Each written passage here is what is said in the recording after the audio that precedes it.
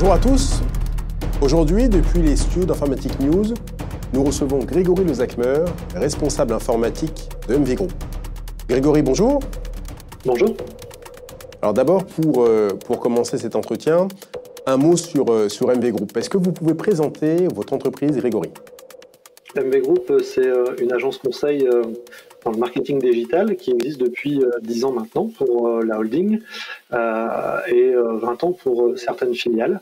On couvre plus de 40 expertises à ce jour, réparties sur, sur différents métiers du référencement naturel, au web marketing, au social media, l'ergonomie de site web, l'inbound marketing pour certaines filiales, le marketing automation, les campagnes médias sur presse ou display radio.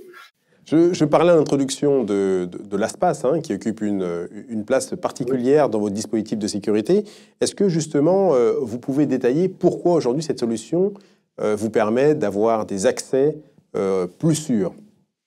On a un nombre important de création et de gestion de comptes clients à mettre en place et donc au vu du nombre de collaborateurs qui se trouvent présents dans le groupe, on a parfois des dossiers qui sont amenés à être traités par différentes personnes. Alors bien évidemment, les plateformes sur lesquelles on travaille sont sécurisées puisqu'on est en train de parler de géants tels que Facebook, Google, LinkedIn. Mais en fait, c'est toute la partie. Si l'authentification est gérée, on va dire, par ces plateformes-là, il n'en reste pas moins problématique la gestion des mots de passe, des identifiants mots de passe qui sont faits pour y accéder. Et donc, en fait, même si on met des mots de passe sûrs, on n'a jamais vraiment la main et la certitude que le mot de passe ne va pas fuiter, entre guillemets, d'une manière ou d'une autre. Donc l'ASPAS est pour nous un outil qui nous sert non seulement à intégrer les informations nécessaires aux connexions des plateformes clientes, mais aussi des plateformes d'authentification chez nous ou de gestion chez nous de produits qu'on utilise en interne, et donc nous permet le partage de manière sécurisée pour nos collaborateurs. Donc nous, on a opté pour une synchronisation avec notre annuaire LDAP. Donc on a une maîtrise sécurisée de nos utilisateurs qui est jointe à l'ASPAS pour cette gestion de mot de passe. Donc en fait, on a un mot de passe maître qui est finalement maîtrisé, qui permet l'accès à son coffre-fort numérique, donc l'ASPAS, à son compte l'ASPAS. Et donc ensuite, à partir de là, on arrive à garder la maîtrise en fait des comptes qui sont faits sur cette plateforme. Est-ce que vous pouvez citer, Grégory, un ou deux points forts de ces solutions ?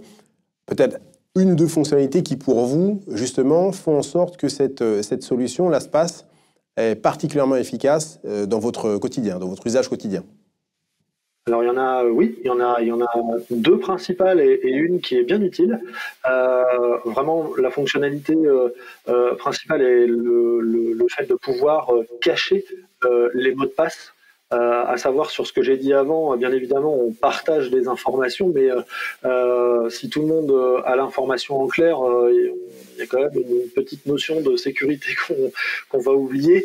Et donc, il est utile de pouvoir finalement se servir d'une information, pouvoir s'authentifier sur une plateforme sans en avoir la visibilité sur le mot de passe. Et donc ça, c'est ce que permet de faire l'ASPAS, à savoir partager au sein d'une équipe une plateforme, l'accès à une plateforme pour gérer un compte client, sans pour autant avoir accès à ce mot de passe. Et donc ça, c'est une fonctionnalité qui est quand même très appréciée chez nous et bien utile. La deuxième chose, c'est le partage aussi de notes. Alors on parle beaucoup, c'est l'ASPAS, et ce qu'on entend là-dedans, c'est vraiment passe et mot de passe, mais en fait aussi le partage d'autres informations qui sont par exemple les cartes bleues. Alors notre métier veut que nous ayons besoin aussi souvent de faire des achats et donc donner la carte bleue de l'entreprise à un collaborateur qui est arrivé depuis 15 jours, c'est pas forcément facile. Et donc le fait de pouvoir partager des cartes bleues avec une fonctionnalité là qui va être bien utile, c'est l'auto-remplissage des formulaires. Pourquoi est-ce que vous considérez l'outil LastPass comme un outil de continuité d'activité? Pour 90% notre activité, notre outil de travail, c'est le navigateur et LastPass vient se greffer sur ce navigateur. On a donc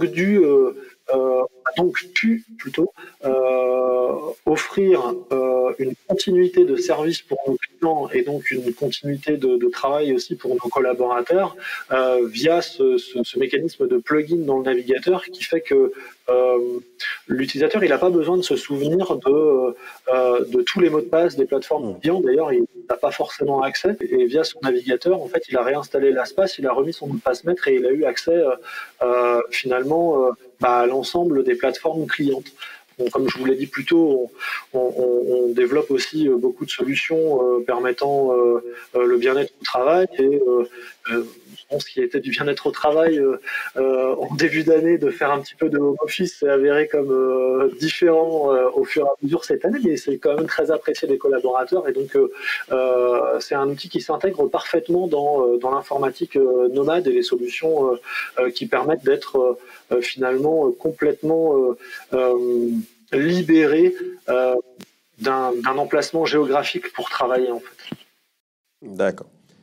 Grégory, je pense qu'on a fait le tour des points qu'on devait aborder aujourd'hui. On a été relativement complet. Merci d'avoir été avec nous aujourd'hui.